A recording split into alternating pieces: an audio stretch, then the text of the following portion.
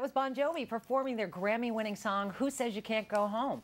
Now, after the success, the massive success of Bon Jovi's album New Jersey, which broke even more chart records than Slippery When Wet, the guys were burnt out after 4 back-to-back albums and tours.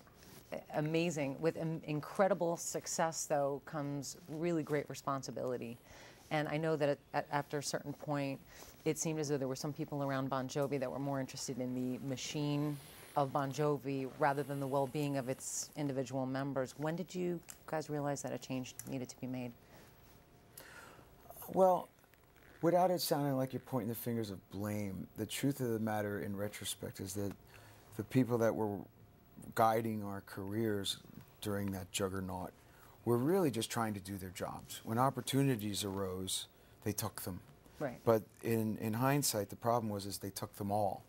And you guys are like just human. And when you're a kid, even if you're 4 albums in, your desire to not be considered a fluke or a flash in the pan and the opportunities arise, you take them.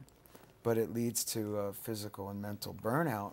Sure. That it gets to a place in a time where you're not feeling the love, why do you do this? Right. And so, you take off 91 and come back in 92 and start the process again and Keep the Faith.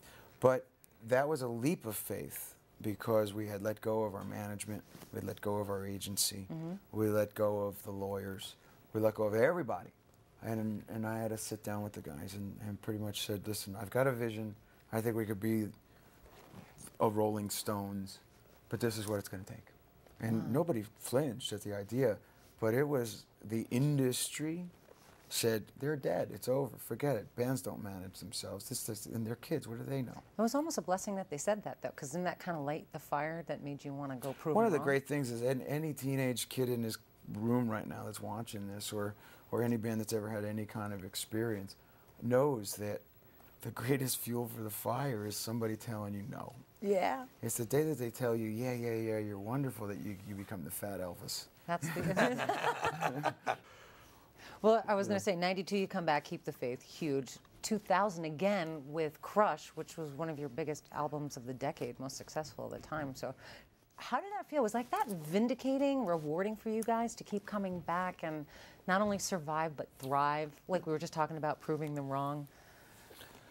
At this point, in retrospect, you look back and you think it's more amazing than you could have lied about. Sure. But I just feel like at this point, what you told yourself, let alone what you told your guys, was true.